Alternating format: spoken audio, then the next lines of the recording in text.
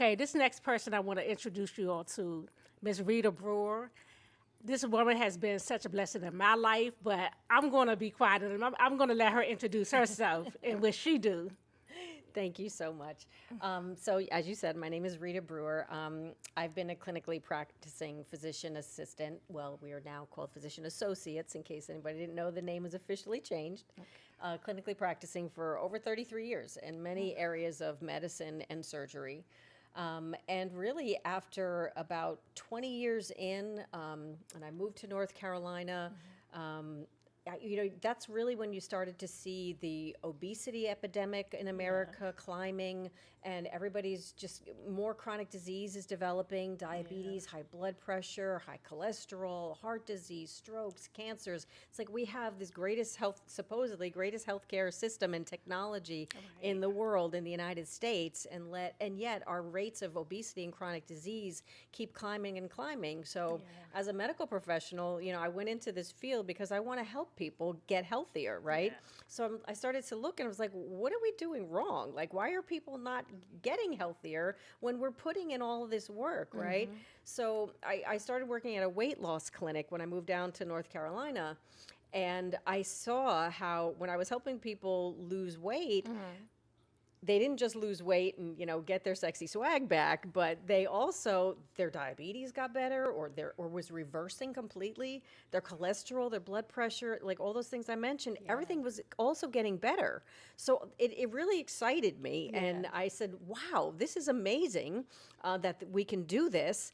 And then I got angry because I said, why are we not doing this, in our medical system? This is not a priority.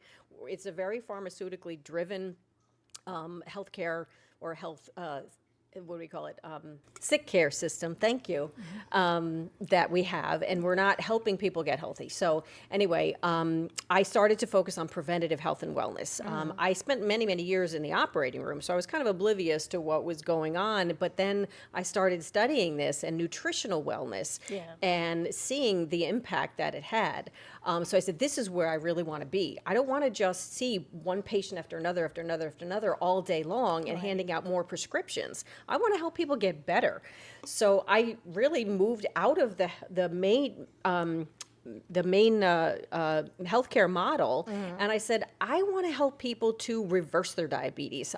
As we know, type 1 is not reversible, but 90% of the population has type 2 diabetes, which in most cases is a preventable and reversible condition. So I said, this is what I want to do.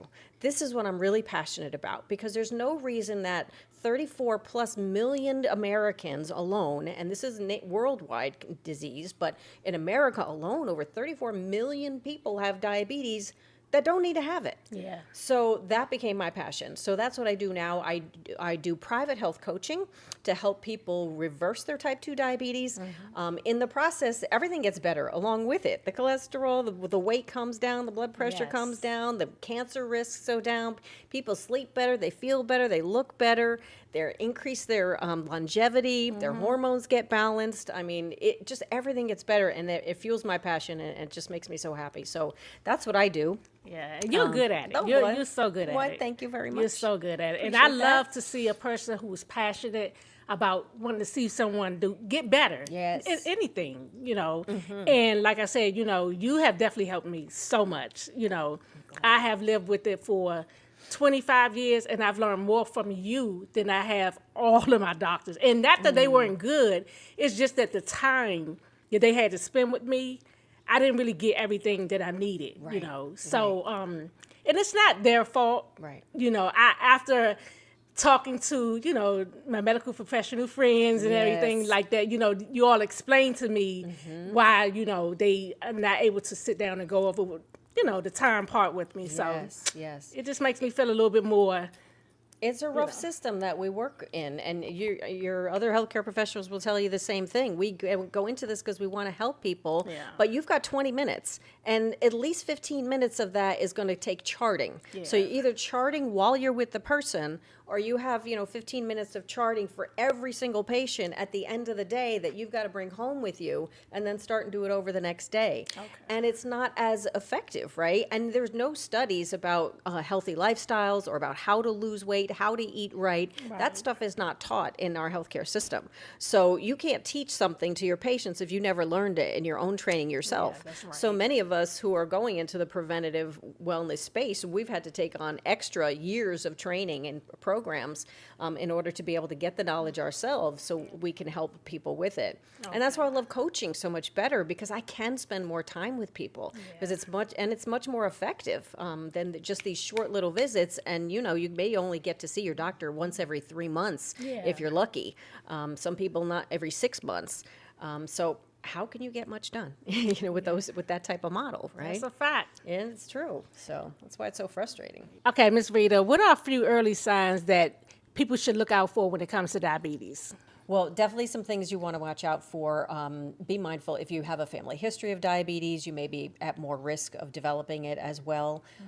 If you're overweight, if you have poor nutrition, if you have a sedentary lifestyle, if you start to experience excessive thirst or urination, those are definitely signs that you want to get your blood sugar checked. And everybody should have their hemoglobin A1C, which is that long-acting blood sugar test. It just gives you a 3-month average of what your blood sugar is. So your doctor or provider will most likely be checking that with your annual physical, but it's definitely something you want to make sure is being checked if it's not. For sure. You want to ask for that, right? Yeah. Okay, why is catching these signs early such a big deal? This is what I'm so passionate about, right? Because in our healthcare model, we don't focus on catching anything early, right? And we don't do anything about it until you have the diagnosis of diabetes. Right.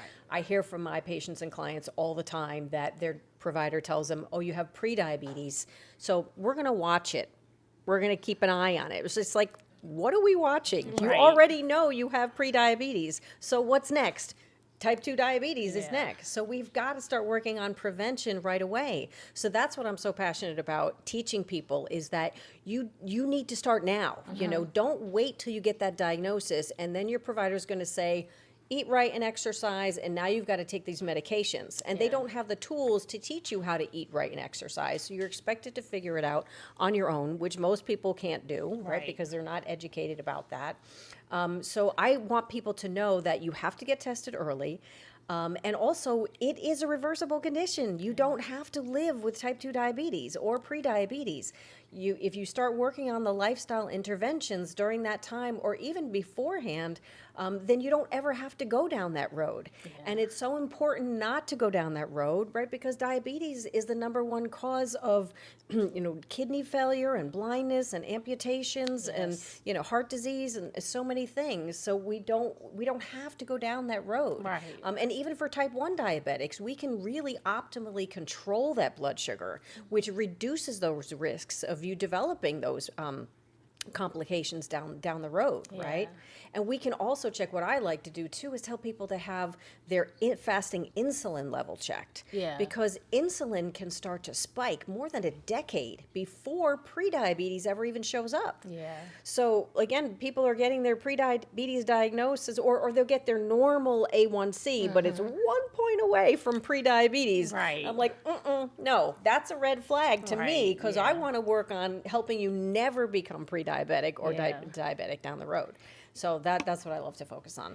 And I'm glad that you said something about, like the kidney disease and things like that, the other things that diabetes will cause, because by them misdiagnosing me for 5 years, it caused me to have kidney disease. Right. So, so that was something that came from, being misdiagnosed. So that's why I always tell people when they say that they are diabetic, and I'm like, have you been tested for type 1 or type 2, just to make sure, because a lot of this stuff could be prevented if they know what type they have, first of all. But like you said, just don't wait until, you get it to start eating right and exercising and doing the things that you should do, because just do it now. Right.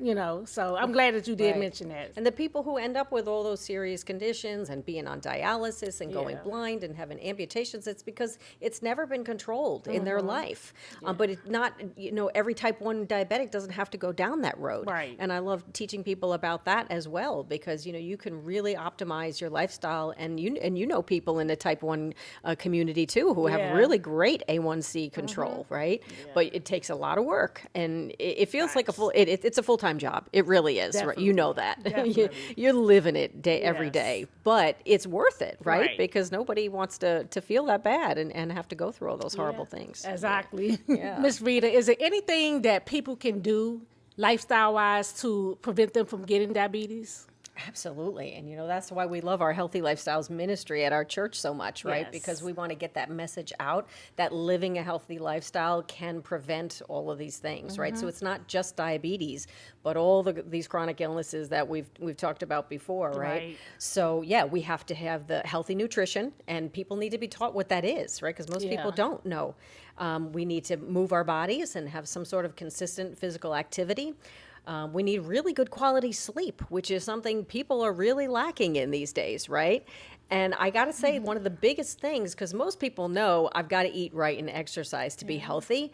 But I got to tell you, in my practice, and people struggling who are trying to get their diabetes under control or struggle with weight loss, is the stress. Yeah. We lived in such a stressed out culture.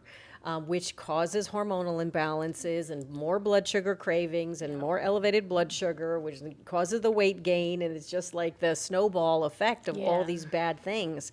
But I would say stress is a huge one. And, when I work with my clients too, we've got to work on their lifestyle. Yeah. What does that include? And are you ripping and running 24/7? You cannot be healthy and lose weight and get your blood sugar under control if you are stressed to the nines, which Yeah. most people are these days, which is Yeah. really, really sad. That's true, because I know for a type 1, it's not just about what we eat. If we get sick, if we Yeah. get stressed, Yep. our blood sugar could go up to 300-400, so it's definitely something that people need to know, that stress is a killer. Yes, It it really, really is. No question. Well, that's good. That's good information. Okay, well, Rita, I want to thank you so much for being on the Chronically Healed Conversations with me, my first episode. So I'm truly, truly blessed to have you. It is my absolute pleasure and privilege. I'm so glad to be here. Thank you. I love you. I love you too.